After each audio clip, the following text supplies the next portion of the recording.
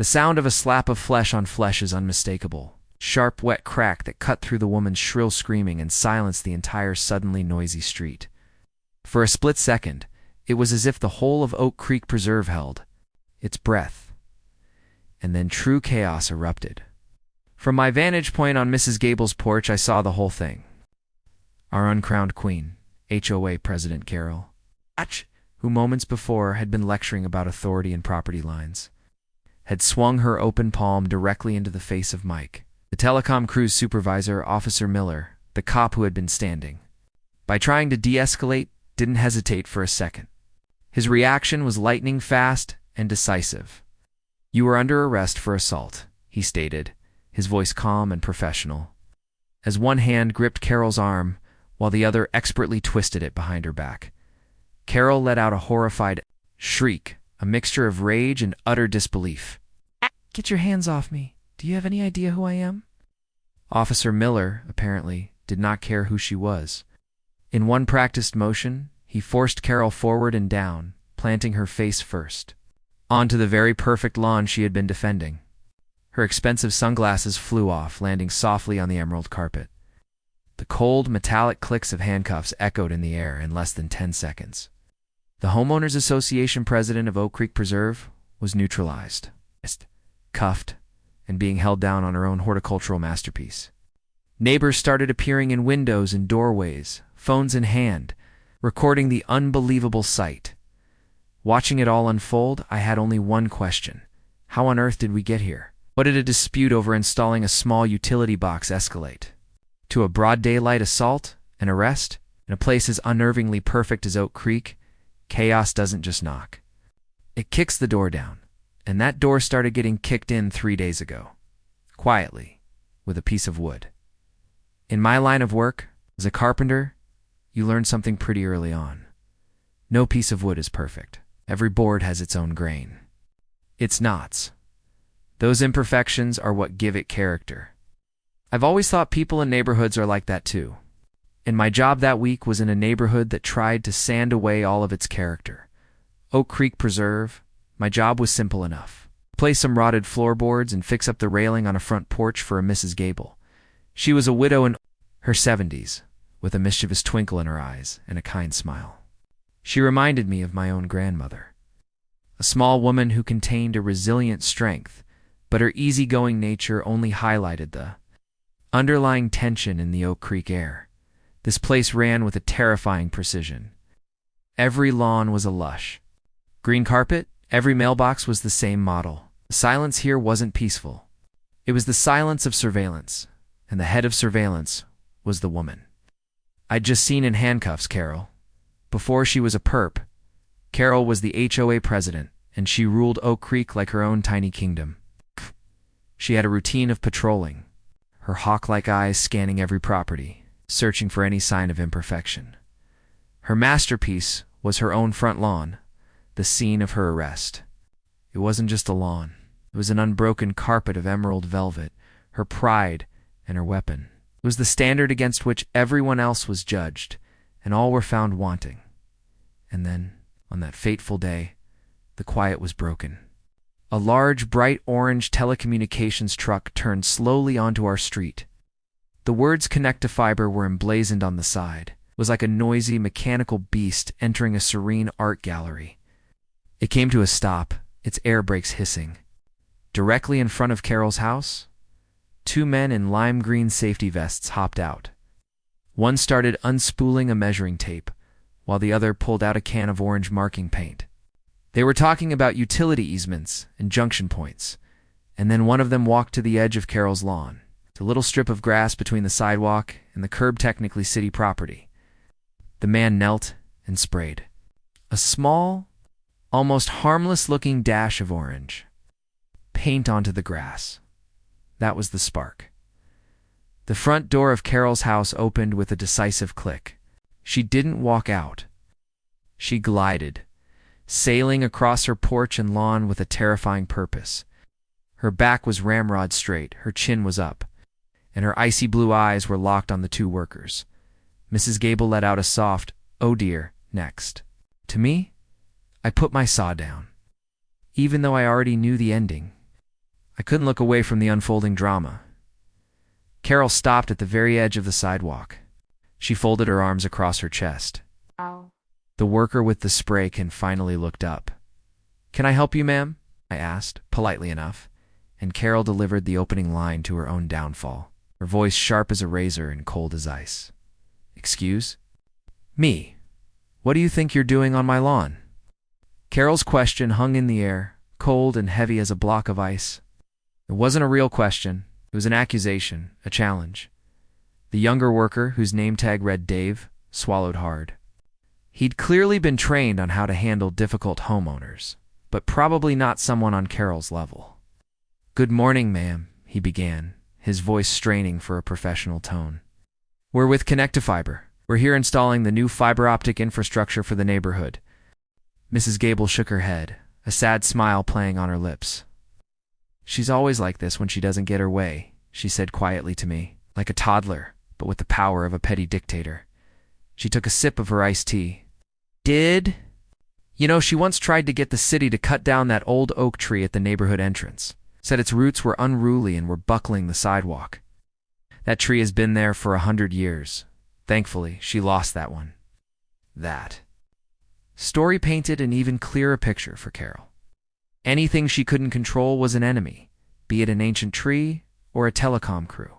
She saw herself not as a resident, but as the curator of a living museum where everything had to adhere to her flawless vision. Finally, a clean white pickup truck with the Connect-to-Fiber logo on the side turned onto the street and parked behind. The orange utility truck. The driver's side door opened, and a man got out. This had to be Mike, the supervisor. He wasn't a big guy, but he carried himself with an air of quiet competence. He was in his mid-40s, wearing a neat company polo and khaki pants. His face had the friendly crinkles of a man who smiled often, but his eyes were sharp and intelligent. He carried a clipboard, the ultimate weapon of every middle manager. He nodded to his crew, then walked directly toward Carol, his pace deliberate but not aggressive. He stopped at a respectful distance. "Good afternoon, ma'am. My name is Mike. I'm the field supervisor for Connect-to-Fiber," he said, his voice even and calm. "I understand you have some concerns." Carol lowered her phone slightly, but didn't turn it off. She looked Mike up and down, her gaze appraising concerns. "Oh no. I don't have concerns. I have your employees attempting to vandalize my private property, and I am telling them to stop." Mike gave an understanding nod. "I reviewed the work order and the city permits before I came out. It looks like the proposed installation site is on the public utility easement, Ma. I have a copy of the permit right here if you'd like to see it." He offered the clipboard. Carol laughed, a short, sharp, unpleasant sound. "Your clipboard? You think your clipboard means anything here? In Oak Creek, we have covenants, we have standards. Our bylaws, signed by every homeowner, state that no construction is permitted without HOA approval." She tapped her chest lightly. "And I am the HOA." There it was. She wasn't just the president. In her mind, she was the institution. Mike's composure was astonishing. "I completely respect the HOA's rules, ma'am. But city and state law dictates that public easements for essential utilities like power, water, and communications take precedence. We are not on your property. Are on city property that happens to be adjacent to yours?" He was trying to use reason. It was a noble tactic, but he had brought a rulebook to a knife fight. "Don't you lecture me on the law?" Sonny Carol snarled, her voice starting to lose its icy edge and take on the heat of active rage. "I've spent 10 years of my life making this neighborhood what it is. I have fought to keep our property values the highest in the county. I have ensured that every lawn is perfect, every fence is the correct shade of paint. You and your ugly plastic box are a threat to all of that. You are a contagion of mediocrity." The dialogue had become a monologue. Carol's voice was getting louder, echoing on the quiet street. The previously cracked open front doors were now a little wider. Mike took a breath, clearly realizing that logic had failed. "Ma'am, I don't want to argue. We just want to do our job. We'll be quick, we'll be clean, and we will tidy up after ourselves. Most people won't even notice." The box is there after a week, I'll notice, she screamed, and that's when the dam truly broke. The facade of the patrician homeowner, the guardian of community order, melted away completely, leaving a raw, seething fury. I will notice. You'll sit there every day, a reminder of incompetence, a scar on perfection. Don't you people understand? This isn't just grass. It's a standard. It's a statement. She took a step toward him, closing the distance and invading his personal space. Dave and Luis looked on nervously, as if they were contemplating stepping in. I am the president of this Homeowners Association. She shrieked, her face turning crimson, a vein throbbing in her neck. My rules are the only rules that matter here, easement or not. You will not touch my lawn. She had declared herself queen, the supreme law of the land. It was a declaration of absolute power, made on a few square feet of suburban sod. But in the small world she had crafted, she truly believed it. She had drawn her line, not in the sand. But in reality itself, I had a feeling a much larger force was about to arrive to show her where the real lines were drawn. In the distance, over the sound of her screaming, I suddenly heard another sound. Faint at first, but growing louder, a siren. The siren grew louder, a piercing sound that cut through the illusion of order Carol had built. For Dave, Luis, and Mike, it was likely a conflicted relief. For the watching neighbors, it was a signal that the drama was entering its final, most thrilling act. But for Carol, the sound seemed to mean something else entirely. A triumphant, smug smile bloomed on her flushed face. The panic in her eyes was replaced by a steely confidence. She genuinely believed the police were arriving as her backup. Cavalry had come to defend the Queen's castle from the invading rabble. Well, seems someone called for actual authority, she said, her voice dripping with venomous honey as she glanced at Mike. Now we'll see who's really breaking the law. A county sheriff's cruiser turned onto the street slowly, unhurriedly. Its lights weren't flashing. This wasn't a high-speed chase. It was a disturbance call. The car came to a stop at the curb, creating a neutral buffer zone between Mike's pickup and Carol's sacred lawn. Carol raised one perfectly sculpted eyebrow. "No, I didn't ask who you are. I asked what you're doing." She paused, waving a gloved hand toward the orange mark on her lawn on my property. Dave took a deep breath. "Ma'am, with all due respect, this area is a public utility easement. It's city-owned property. We have all the necessary permits to proceed." He gestured toward a gray telephone box and another green cable pedestal already nestled nearby. "It's just like these other utility boxes." Smile spread across Carol's face, but it didn't reach her eyes. It was the smile of a shark just before. "It bites. Let me tell you about my property, young man. I pay the taxes on this land. I water it, I fertilize it, and I personally pluck every weed from it. That hideous telephone box was here before I moved in, and that cable box was an insult I had to fight with the previous board and lost. But I can assure you, not one more cheap plastic box will be placed on my lawn under my watch. Not ever." The second worker, an older man with Lewis stitched on his shirt, let out a heavy sigh. It was a small sound, but in the tense silence it boomed like a drum. And it immediately drew Carol's fire. Her eyes snapped to Luis. "Do you have a problem?" Luis, who clearly had a deep well of experience with this sort of thing, just shook his head. "No, ma'am. Just trying to do our job." "Your job, as far as I can see, is vandalism," Carol stated flatly. "I am the president of this Homeowners Association, and I am telling you that you are not authorized to work on this land. The HOA covenants forbid any alteration to exterior landscaping without prior written approval from the Architectural Committee, of which I am the chair." Up on the porch, I had to stifle a laugh. She was quoting HOA bylaws to a city utility contractor. It was absurd. It was like trying to give a parking ticket you printed at home to a fire truck. Mrs. Gable whispered beside me, her voice full of mock sympathy. "Those poor boys. They have no idea who they're dealing with." She leaned in a little closer. She once had the mailman's route changed because he stepped on her pansies. That one little detail said everything. This wasn't about rules or jurisdiction. This was about absolute power. Carol was not used to being told no. Down on the street, Dave was trying again. Ma'am, I understand your concern, but the city easement gives us right of access. It supersedes the HOA's authority. We will do our best to minimize the impact, and we will restore the turf when we're done. Restore? Carol scoffed, an ugly sound. My grass is a specially cultivated Kentucky bluegrass blend. You think you can restore that by sprinkling some cheap seed mix on it? No. The answer is no. Now I suggest you clean up your mess and remove yourselves from my property immediately before I call the police for trespassing and vandalism.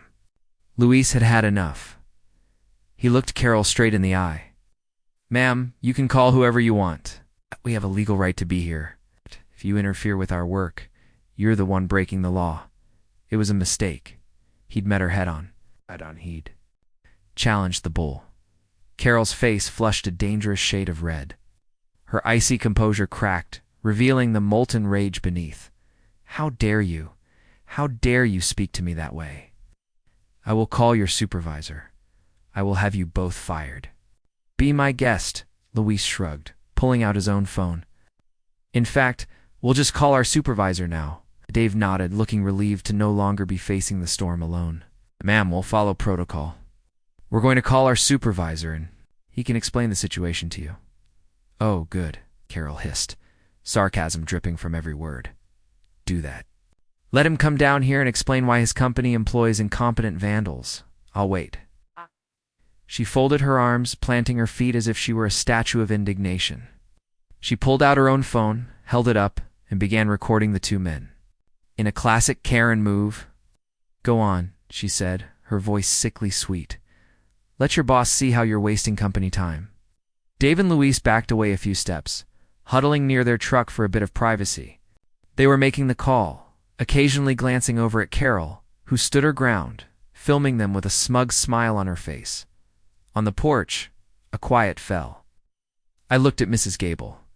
She was calmly sipping her tea, but her eyes were following the action with undisguised relish. This was clearly the best entertainment she'd had in years. I couldn't help but feel a knot of apprehension. This was escalating badly. The workers were calling for backup. But looking at the cold fury in Carol's eyes, I had a feeling they weren't just calling for a supervisor. They were calling for a sacrifice. The 10 minutes that followed were a masterclass in awkward tension. Dave and Luis kept a safe distance near their truck, exchanging a few quiet words now and then, their eyes ever watchful. Much of the neighborhood seemed to be engaged in a synchronized pantomime of subtle curtain twitches and barely cracked doors. They were equal parts desperate to watch and terrified of being drawn into Carol's orbit. Carol, however, was in her purest element. She was no longer stationary. She began to pace the sidewalk, like a lawyer preparing for a final summation, or a caged leopard calculating the angles of its enclosure. Her phone remained raised, the lens aimed at the workers like a weapon. Every so often, she'd mutter something to herself, angry snippets of sentences carried away by the breeze. I caught words like the audacity, disrespect, and destruction of property. The door opened and an officer emerged. He was tall and built solidly, not with gym muscles, but with the dense, weathered physique of a man with years on the street. He looked to be in his 50s, with salt and pepper hair cut short and a placid, almost weary expression, as if he'd seen every possible flavor of human craziness and was no longer capable of surprise. His name tag read Officer Miller. His walk was deliberate as his eyes took in everything: the workers, the truck, the orange mark on the grass, the curious faces in the windows, and finally, the epicenter of the storm, Carol. "Afternoon," he said, his voice a low, even baritone that took no sides. "What's the situation here?" Carol surged forward, as if she'd been waiting for this moment her entire life. "Officer, thank God you're here. I'm Carol Peters, the president of this Homeowners Association. These men are trespassing on my property, vandalizing my lawn, and refusing to leave. I want them arrested." Officer Miller listened patiently, his eyes never leaving Carol. He made no move for his handcuffs. Instead, he turned to Mike. "Sir, what's your side of the story?" Mike, ever the professional, took one step forward. "Officer, supervisor with Connect-to-Fiber. were performing a scheduled city permitted fiber optic installation. The installation point is on the public easement, but Mrs. Peters here disagrees. That's a lie, Carol interjected, her voice rising to a shrill pitch again. Land is mine. I maintain it. Officer Miller held up one hand, a simple gesture that carried immense authority. Ma'am, please let him finish. He looked back to Mike. You have that permit? Yes, officer, Mike replied. Handing the clipboard to the cop, Miller reviewed the paperwork for what felt like a full minute. It was the longest minute of Carol's life. She stood there, tapping her foot impatiently, her confidence beginning to waver as she realized the officer wasn't immediately bowing to her command. He was reviewing evidence. Finally, Miller handed the clipboard back to Mike. He turned to Carol, his expression unchanged. Double quotes, Mrs. Peters. Their paperwork appears to be in order. They are working on a city utility easement. While it is directly adjacent to your property, they are legally within their rights to be here. Carol's jaw dropped. Are you kidding me? You're taking their side? Can't you see what they're doing? This is vandalism. Ma'am, this is a civil issue, Miller explained, his tone like one you'd use with a toddler mid-tantrum. There is no crime being committed here. My job is to keep the peace. And right now, you are the only one disturbing it. He gestured to the workers. I'm going to have to ask you to step back, go inside your house, and let these men do their job. It was an order, politely stated, but unmistakable. And to Carol, it was an unbearable insult. The system had betrayed her. The cop, her soldier, had sided with the enemy. For a split second, a look of pure, uncomprehending shock washed over her face. And in the ashes of that shock, something primal and ugly ignited. Go inside my house? She whispered, her voice hoarse with disbelief. Then she screamed. I'm not going anywhere. This is my house. This is my neighborhood. You work for me. I pay your salary. Ma'am, Officer Miller said, his voice losing its patient edge and hardening now. If you do not step back, I will arrest you for disturbing the peace. Carol ignored him. All reason was gone. Her eyes were locked on Mike, the man she saw as the source of all this humiliation.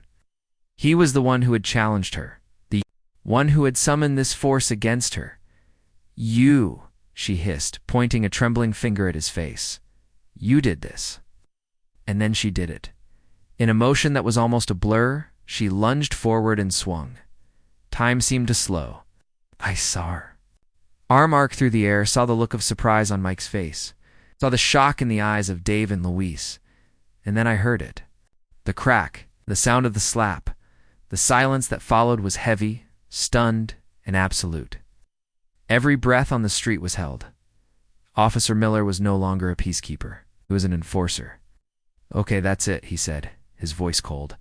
As steel, before Carol could even process what she'd done, Miller moved. He grabbed her arm, spun her around, and forced her forward with irresistible force, planting her face down on her perfect lawn. It was the exact scene from the opening, but now, with the full weight of context, it was 10 times more shocking. Get off me. Let me go! Carol screamed, her voice muffled by the grass. The handcuffs clicked shut. Miller hauled her to her. Feet, hands secured behind her back. Her perfect facade was shattered. Her hair was a mess, a smear of dirt stained one cheek. And her eyes were a wild combination of fury and raw panic. As Miller started walking her to the cruiser, that panic seemed to overtake the rage. She glanced back at Dave and Louise, who were preparing to resume their work near the orange spray mark. A new, different kind of fear entered her face. It was no longer about pride or control. It was genuine terror. And then she screamed the strange words that planted the seed of a much bigger mystery. No. She shrieked, her voice cracking with desperation, trying to pull against Miller's grip. You can't let them. You can't dig there. Not there. Officer Miller paid no mind, simply loading her into the back of the cruiser and slamming the door. But the words hung in the air, hauntingly. Not there? Why not there? Us. The police car slowly pulled away, carrying the fallen queen of Oak Creek. I stared at that small, innocuous patch of grass. It was no longer just a lawn. It was now a crime scene, and perhaps the hiding place of a secret. As the taillights of the squad car disappeared down the street, a strange silence fell over Oak Creek. It was different from the supervised quiet I had grown accustomed to. This wasn't the silence of compliance. It was the silence of shock. Vacuum left by the departing cruiser wasn't filled with sound, but with a profound collective stillness. It was like the moment after a nearby lightning strike, when the air vibrates and everyone is trying to reorient themselves in a reality that has just been permanently altered. Then, as if an invisible signal had been given, doors began to open fully. Neighbors who had previously been peeking from behind curtains now stepped onto their porches, blinking in the afternoon sun like creatures emerging from a burrow after a storm.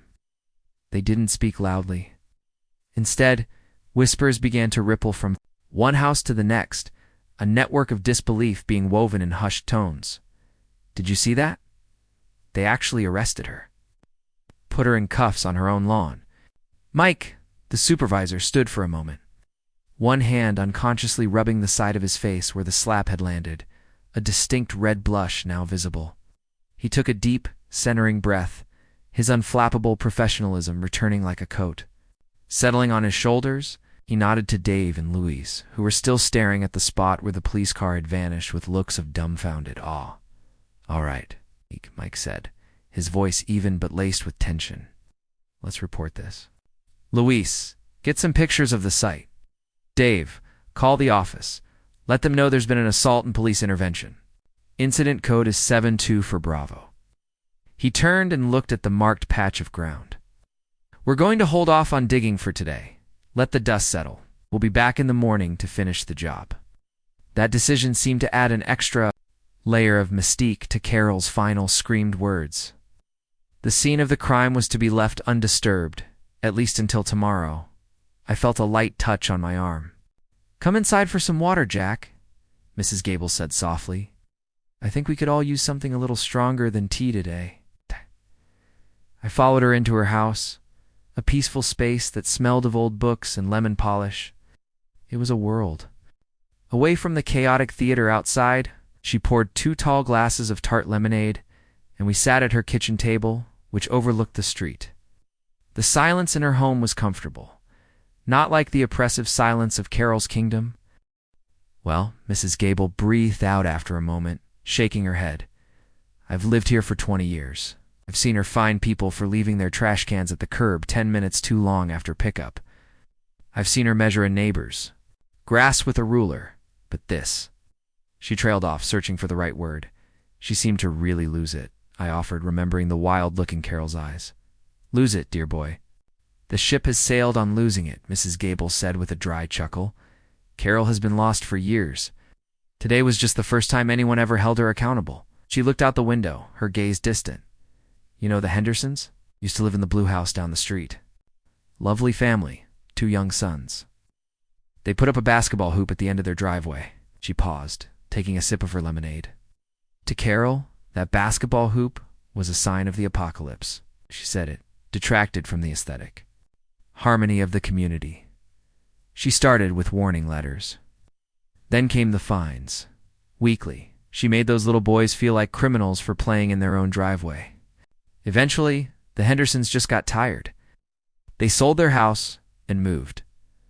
"All over a basketball hoop," she went on, her voice even but carrying the weight of years of observed injustice. Then there was Mrs. McGregor, the widow on the corner. Her husband passed, and she hung a small set of bamboo wind chimes on her back porch in his memory. Carol fined her for noise pollution. Wind chimes. Ouch. She actually went into Mrs. McGregor's backyard with a decibel meter. Who does that? Listening to these stories, I started to understand. Today's incident wasn't a sudden aberration. It was the inevitable climax of a decade-long reign of terror. The slap wasn't just a slap. It was the eruption of a pressure that had been building for far too long. "That's awful," I said. "It was more than awful. It was poison," Mrs. Gable replied. "Turned good neighbors timid and distant. Everyone lived in fear that they'd be the next to violate some invisible rule." We sat in silence for a moment, watching the neighbors who were still gathered on the sidewalks, their voices a little louder now, a little more confident. A regime had fallen before their very eyes, It was strange, though, I said, breaking the quiet as they were taking her away.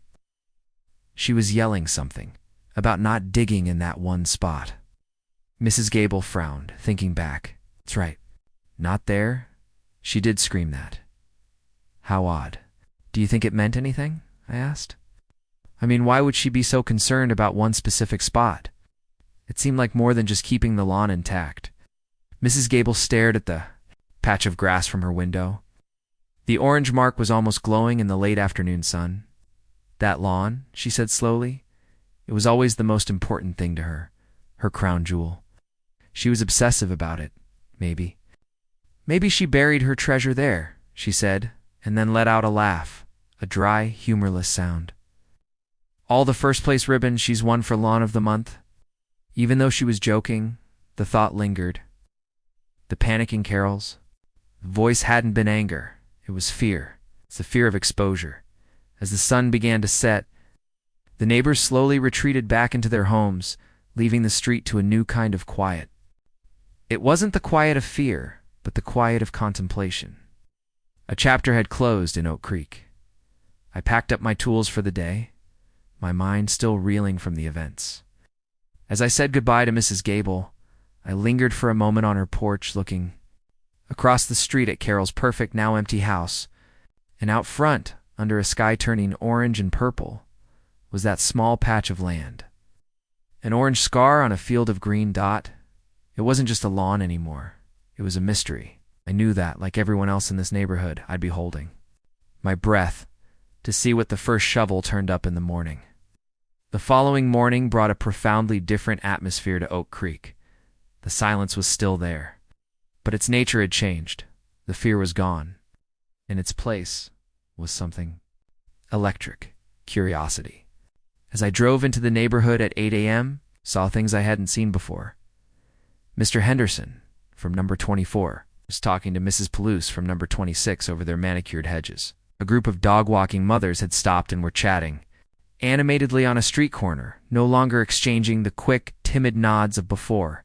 Carol's fall had broken a spell. People were remembering how to be neighbors. When I got to Mrs. Gable's, she was already on her porch with 2 mugs of coffee. "Good morning, Jack," she said, a bright smile on her face. "Looks like the whole neighborhood is waiting for the show to start." She was right. Everyone was engaged in an elaborate play of casualness. Suddenly, prolific gardeners were intently pruning already perfect bushes. Morning joggers seemed to be running exceptionally slow laps on the stretch of sidewalk in front of Carol's house. It was an unofficial block party, fueled by an irrepressible collective curiosity. We were all waiting for the arrival of the orange truck. At 9 o'clock sharp it came. The Connect-A-Fiber truck turned onto the street, this time followed by Mike's white pickup. Their arrival was like the main actors taking the stage. All pretense of gardening and jogging ceased. Every eye was on them. Mike, Dave, and Luis emerged, looking determined but also a little wary. Yesterday, they were utility workers. Today, they were reluctant archaeologists.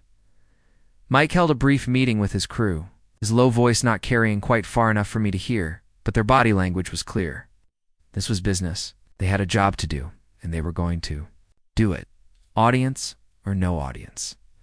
They spread a large green tarp next to the work area for the excavated dirt. An act of respect for the lawn that would have surely sent Carol into a rage had she been there to see it. Then Dave pulled out a shovel with a sharp, flat blade. He walked up to the orange spray mark, stood there for a moment, looking down at it. The entire neighborhood seemed to hold its breath with him, and then, with a firm push of his foot, he drove the spade down. The sharp edge of the blade sliced cleanly into the pristine turf. The sound, a soft, damp thwomp, was like a gunshot in the silence. It felt like a deliberate act of rebellion, a declaration that the old ways were over. Carol's perfect ground had been broken. The work began in earnest. Dave carefully cut a square in the sod, and he and Luis lifted it up intact, setting it aside on the tarp like a skin graft. Beneath it was rich, dark topsoil. Oh. They started to dig, their shovels moving in a rhythmic, methodical way. From the porch, I could hear the whispers starting to rise, carried on the breeze. "What do you think is down there, Harold?" A woman in a purple tracksuit said to her husband. "Mafia money," Harold grumbled, arms crossed over his chest. "She had to be hiding it somewhere. Don't be ridiculous. It's probably where she buried her late husband's hideous garden gnome collection." His wife shot back, earning a few snickers from nearby neighbors. A little further down, another woman was speaking into her phone in an excited whisper. "No, I'm serious, Brenda. Right on her lawn. Heard she made bail. Can you imagine if she drives home to this?" "I gotta go. I think they found something." They hadn't. It was just a large rock. Luis grunted and used his spade to pry it out. A collective disappointed sigh went through the audience. The neighborhood's level of investment in this was incredible. I turned to Mrs. Gable. "Do you really think there's something down there?" She sipped her coffee, her eyes never leaving the scene. "Jack, when a person guards something, with the kind of fanaticism Carol guarded that lawn, it's never just about the thing itself. She wasn't protecting grass. She was protecting what the grass represented, or what it was hiding." Down below, the work continued. The hole was now about 2 feet deep. Dave and Luis were working efficiently, beads of sweat on their foreheads. Mike stood watch, occasionally glancing at the schematic on his clipboard. I could hear the workers themselves talking. "Man, I've never seen someone freak out that bad," Dave said, pausing to wipe his brow. "What do you think her deal was?" Luis leaned on his shovel, exhaling. "People are weird about their lawns, treat 'em like they're kids. But this was different. The way she was screaming, not there. It was like we were digging up a grave." They got back to it. Another shovelful of dirt came up. Then another. The initial excitement from the crowd was beginning to fade, replaced by a patient watchfulness. Maybe there was nothing down there after all. Maybe Carol was just simply obsessed with her grass. Maybe we had all let our imaginations run wild, and then it wasn't a loud sound. But it was different. It wasn't the soft plunge of a shovel into earth or the grating scrape against stone. It was a clang, a harsh, metallic sound that echoed in the quiet morning. All movement stopped. Dave and Luis froze, looking at each other across the hole. Mike stepped forward, his usual calm replaced by an intense curiosity. The crowd of neighbors went silent. Every whisper died. Dave knelt at the edge of the hole. He set his shovel aside and began scraping away the loose dirt with his hands. Clawed at the soil, his gloved fingers working urgently. Then he stopped. "Mike," he said, his voice low and strange, "you better take a look at this." Mike knelt beside him, peering into the hole. From my angle, I couldn't see a thing, but I could see the change in Mike's face. I saw him exchange a long, meaningful look with Luis. It wasn't a rock, it wasn't a pipe. Beneath the surface of the most perfect lawn in Oak Creek, there was something else, something buried, something secret, and with that one metallic sound. All the whispers on the wind suddenly stopped, holding their breath for the answer. The metallic clang was still echoing in the air, like a bell signaling the end of all speculation and the beginning of truth. Every eye in Oak Creek was fixed on the small hole, where Dave knelt, clawing frantically at the dirt. "Mike." He called again, his voice strained. "You better take a look at this." Mike knelt beside him. Luis moved in, his shovel now forgotten. The three of them stared down into the ground. From the porch, I saw Mike nod slowly. He stood up and spoke in a voice loud enough for all two. "Here, an acknowledgement that this was no longer a private job. We've hit something. A metal box.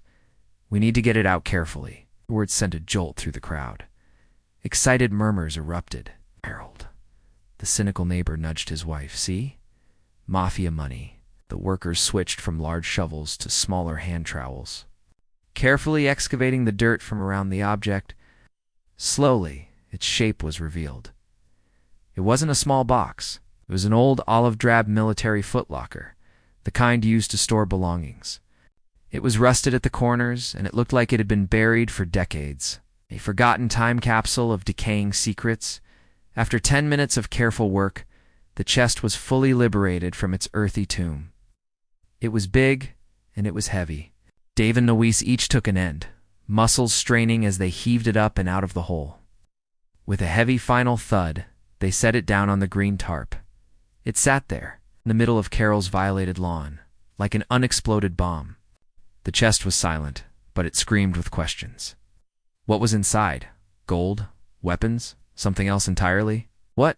Had a large padlocked hasp, rusted solid through the years. Mike stared at it, an internal struggle clear on his face. We shouldn't. Open this, he said, seeming to try and convince himself more than anyone else. This isn't our property. The right protocol would be to call the police back and let them handle it.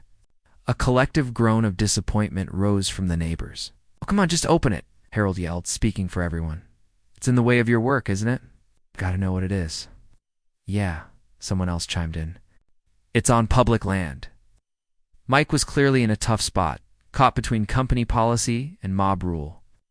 It was Luis, the pragmatist, who found a way out. Look, boss, he said. We need to set our junction box right here. This thing is part of an old sprinkler system or something we need to know. Technically, it's an obstruction to our work. We're just identifying the obstruction. It was a flimsy excuse, but it was all Mike needed. Gave a firm nod. All right, Luis, get me the pry bar. A wave of excitement rippled through the crowd. Luis went back to the truck and returned with a long crowbar. He wedged the flat end into the seam between the lid and the body of the chest. He began to pry. The metal groaned in protest. Flakes of rust fell away. The neighborhood held its breath. Luis put his weight into it, and with a loud, sharp crack, the rusted lock assembly broke and tumbled onto the tarp. The chest was unlocked. Mike and Luis each took a side of the lid. They shared a look. Then, together, they lifted. The lid swung open with a dreadful creak, releasing a puff of stale, musty air that smelled of forgotten attics and damp earth. Everyone leaned forward, craning their necks to see inside. For a moment, there was a confused silence. There were no glittering gold bars, no stacks of cash. Instead, it was filled with junk, old worthless items jumbled together. Mike, a look of disbelief on his face, reached in and pulled out the first item. It was a ceramic garden gnome with a red hat, but its head had been smashed off, leaving a jagged neck. Suddenly, there was a sharp gasp from the crowd. It was Mrs. Palouse, the neighbor from number 26. Gerald, she cried, her hand flying to her mouth. That's my Gerald, my little garden gnome. He went missing from my garden 5 years ago. That monster told me a fox must have carried him off. Another silence fell, this one heavy with a dawning, sickening realization. People were starting to understand. Mike continued to pull things out. Next came a rainbow-colored plastic kickball, now deflated and faded. Mr. Henderson, the man who'd lost his basketball hoop, stepped forward. That was my son Kevin's ball, he said, his voice thick. Kicked it over the hedge. She told him she threw it in the trash because it startled her. Oh. My heart began to pound as the meaning of this sank in. Mike pulled out more items, each one prompting a new cry of recognition or an angry murmur from the crowd. A set of bamboo wind chimes, now gray and rotting. Mrs. McGregor's pink plastic flamingo. The Petersons had to take theirs down in 2018. Doormat that read welcome, strays. Then Mike pulled out bundles of letters tied with twine. I could see the top of one stack written in Carol's slanted, angry script. To the occupants of number 32, your pathetic attempt at a rose garden is an insult to botany and a blight on this community. They were the letters she never sent. The venomous first drafts, where she let her unfiltered hatred flow before writing the more clinical, official versions. I stared at the bizarre, sad collection laid out on the tarp. The decapitated gnome, the deflated ball, the stolen mementos, the hateful words. I had been wrong. Mrs. Gable had been wrong. We all had.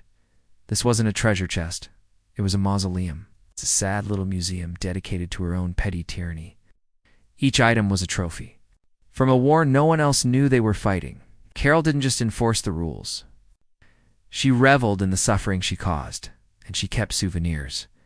This chest didn't contain wealth. It contained proof of her cruelty.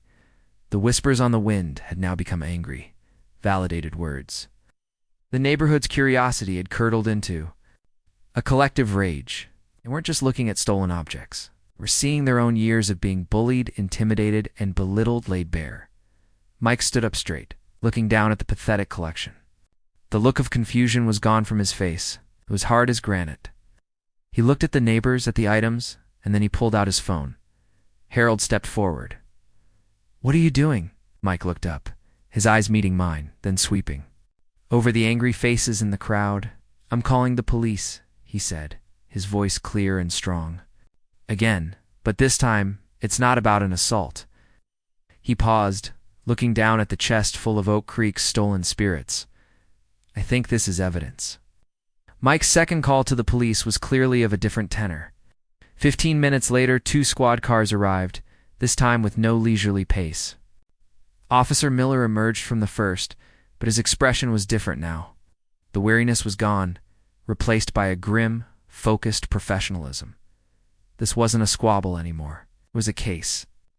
With him was a younger uniformed officer and a woman, in plain clothes, who I took to be a detective. When the detective looked at the contents of the chest arrayed on the tarp, she said nothing for a long moment. She just looked, her sharp eyes taking in each pathetic item. She saw the broken gnome, the deflated ball, the hateful letters. Finally, she looked up at Mike and said, "You were right to call." What followed was a complete shift in atmosphere. Carol's lawn, the stage for the community's drama, was officially transformed into a crime scene. Yellow police tape was unfurled, creating a perimeter around the hole in the chest. The young officer began methodically photographing each item, while Detective Valenti began taking statements. And that's when the veil truly lifted. Mrs. Palouse, with tears in her eyes, recounted the story of her gnome Gerald, her voice trembling. With years of validation, Mr. Henderson explained about his son's ball, his anger quiet but palpable.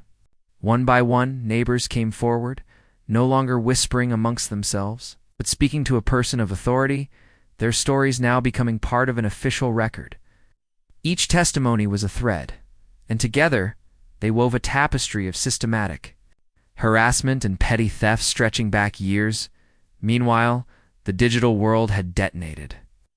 The Oak Creek Preserve private Facebook group, once a sleepy forum for lost cats and plumber recommendations, had erupted into a volcano of outrage. Someone had added me to the group, and I stood on Mrs. Gable's porch, scrolling through a real-time firestorm. Pictures of the chest and its contents were posted. Dozens of comments poured in every minute. "Oh my God, is that my pink flamingo?" she said. "It violated Section 7, Article 4. Look at the letters. The witch kept all of them. Someone call a lawyer. This is a class action lawsuit waiting to happen." I heard she made bail. She's in for one hell of a welcome home. The fear was completely gone, replaced by an empowered, collective fury. The veil wasn't just lifted, it was being torn to shreds and stomped on. In the midst of this chaos, a small, balding man in an oversized polo shirt emerged from the house across from Carol's. He looked terrified, like a field mouse who'd discovered the cat was dead but now had to face a pack of angry dogs. This was Arthur, the HOA treasurer, and one of Carol's chief enablers. According to Mrs. Gable, he was immediately surrounded. "Arthur, did you know about this?" Mrs. Palouse demanded, pointing toward the chest. I don't... "No idea," Arthur stammered, his eyes darting around for an escape route. "No idea," Harold roared. "She's been terrorizing this neighborhood for years, and you're the treasurer. She signed the checks for the fines. You're as complicit." "As she is, we demand an emergency meeting," someone else shouted. "We demand the board's resignation, all of you." Arthur looked like a man who had been asked to contain a flood with a teacup. He mumbled something about protocols and bylaws before turning and practically fleeing back to his house, slamming the door behind him. But it was too late. The mutiny had begun. The HOA's power, once absolute in Carol's iron fist, had been shattered. By late afternoon, the police had finished their work. Every item from the chest was tagged and bagged as evidence. The empty chest itself was hauled away. All that remained was the hole in the yellow police tape, a bizarre reminder of the secrets that lay just beneath the surface of perfect suburban life. Mike and his crew, after giving their final statements, had also left. promising to return another day to finish the installation once the police gave the all-clear. As a final quiet return to Oak Creek, I sat with Mrs. Gable on the porch watching the sunset paint the sky at the end of an extraordinary day. "I never thought I'd see this day," Mrs. Gable said, her voice contemplative. "It feels like the air is cleaner." "It's amazing how much power one person can have over others," I remarked. "It's not real power, Jack. It's rule by fear," she said. "And the scary thing is, it works for a time." She wanted everything perfect, flat, no grain, no knots. She tried to sand us all down into identical boards. She looked out at the neighborhood, where neighbors were still gathered in small groups, planning this time, but she forgot one thing. Even the hardest wood has a breaking point. Email notification went out from Arthur's panicked address. An emergency meeting was called for the following evening at the community clubhouse. Subject: discussion of recent events and the future of the board. The revolution had a time and a place. "I think I'll go to that," I told Mrs. Gable, "just to see how it all ends." Mrs. Gable turned to me, and in the twilight I could see that mischievous twinkle in her eye again, only this time it was brighter, sharper. She set her coffee mug down with a gentle finality. "Oh, I'll be there," she said, a cryptic smile playing on her lips. "I wouldn't miss it for the world." She paused, looking me straight in the eye. "In fact, I have a few things I've been waiting a very long time to say." The day of the emergency HOA meeting, the air in Oak Creek was humming. Fear was gone completely, but peace had not yet settled. In its place was a coiled energy, a collective anticipation. I spent the day finishing the last details on Mrs. Gable's porch, installing the new balusters, sanding the rough edges. The simple physical work was a stark contrast to the complex political drama unfolding around me. From my vantage point, I saw the neighborhood preparing for battle. Phone calls were made. Emails were forwarded. Neighbors gathered on driveways. Hushed whispers now replaced by confident strategic declarations. As dusk fell, an exodus began. From house after house, porch lights switched on and residents emerged, walking in groups toward the community clubhouse. It didn't feel like a walk to a tedious meeting. It felt like a march. Mrs. Gable and I walked together. She wore a simple blue cardigan, but her back was straight and her stride was purposeful. The clubhouse, the room normally reserved for yoga classes and kids' birthday parties, was packed to the rafters. There wasn't a single empty seat. People lined the walls and spilled out into the hallway. The air was thick with righteous indignation. At the front, at a long folding table, sat the remnants of the HOA board. Arthur, the treasurer, sat in the middle, looking pale and sweaty. Beside him were two others who looked equally miserable. The center chair, the president's chair, Carol's throne, was conspicuously empty. The meeting began in chaos.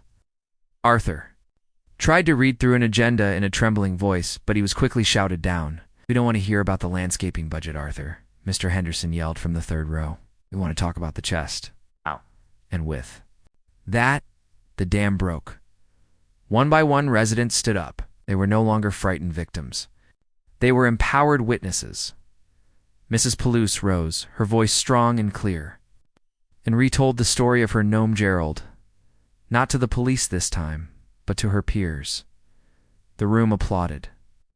Another man stood to speak of the $500 fine he'd received. Because his fence was half a shade to beige, the room groaned in sympathy. It was a community exorcism, cleansing ritual, where the petty sins of Carol's regime were brought into the light. After an hour of catharsis, Mr. Henderson stood again, moved for a vote of no confidence in the entire current board. Room erupted in agreement. "Aye," people shouted. Arthur tried to protest, mumbling about bylaws, but it was too late. A vote was taken by a show of hands. It was nearly unanimous. The old guard was officially overthrown. Within minutes, a new interim board was nominated and approved from the residents themselves. The revolution was successful. As the meeting broke up, people spilled out into the night. Not with anger, but with a sense of giddy relief. They were laughing, they were shaking hands. The community had been reborn. My job was done. The story, it seemed, was over. I was preparing to leave when Mrs. Gable found me in the crowd. "It's quite an evening, wasn't it, Jack?" she said, her eyes twinkling. "It certainly was, ma'am. You don't seem very surprised." "Oh, I've always had faith in my neighbors," she said. "But the real celebration is just beginning. Come back to the house. There's something I want to show you." 15 minutes later, I was back at her kitchen table, but the atmosphere was different. The chaos was over, and a profound quiet had settled. She placed a cup of tea in front of me. Then she went into her study and returned with something in her hand. It was a thick, black, 3-ring binder. She slid it across the table toward me. It was surprisingly heavy. "For 10 years," she said softly, "Carol kept records of our crimes. For 10 years, I kept records of hers." I opened the binder. My jaw went slack. It was meticulously organized. Each page was a violation by Carol, documented with the precision of a prosecuting attorney. There were telephoto pictures of Carol trimming a neighbor's tree over the property line. There were copies of illegal fines, with the relevant HOA bylaws attached. Where Mrs. Gable had highlighted in red ink where Carol had violated or misinterpreted the rule. There were sworn affidavits from 2 former board members whom Carol had bullied into resigning. It was a perfect criminal case in a 3-ring binder. "How?" I stammered. "My husband, George. He loved this neighborhood," she said, looking out the dark window. "He helped found the HOA before it was weaponized. When Carol took over and started changing things, it broke his heart. After he passed, I decided I wouldn't move. I would fight for the place he loved," she continued. "I couldn't fight her directly. She would have crushed me, called me a senile old woman, so I studied. I read every line of our bylaws. I attended every meeting, taking copious notes, and I waited." She smiled at me, and it was in that moment that I understood. This was no sweet old lady. This was a master strategist. About 6 years ago, she said, her voice low. I saw her out in the middle of the night. She was dragging that chest from her garage. I watched through my binoculars from my bedroom window. I saw her place a few things in it and bury it. I didn't know exactly what was inside, but I knew it was her secret, her vulnerability. She got up and retrieved another paper from a drawer. It was a printout of an email. Then 6 months ago, I read in the city council minutes that Connect-A-Fiber was planning a neighborhood-wide upgrade. I waited, and then 3 weeks ago I sent an anonymous email to the Public Works Department. She showed it to me. The email was brilliantly written, complaining of a signal dead zone on their end of the street and using technical sounding language to suggest that the most logically and efficiently optimal placement for a new junction box would be a specific spot on the public. Easemanship even included the GPS coordinates, the coordinates of the chest. I stared at her, utterly stunned. The arrest, the chest, the community uprising. None of it was an accident. It was all part of a plan. Mrs. Gable hadn't fought fire with fire. She had masterfully engineered a situation where the fire would extinguish itself. "You started it." "All," I whispered. "You pulled all the strings." "I didn't pull any strings, Jack," she said, a seriousness in her eye. "I simply created a situation where everyone's true nature would be revealed. I knew that if someone dared to trespass on her little kingdom, Carol would destroy herself. I gave her a shovel and she dug her own grave." She looked out at her newly repaired porch, toward the now empty patch of ground where the new utility box would soon sit. "They say the pen is mightier than the sword," she said, a slow, satisfied, victorious smile spreading across her face. "But sometimes, a well-placed request for high-speed internet does the trick."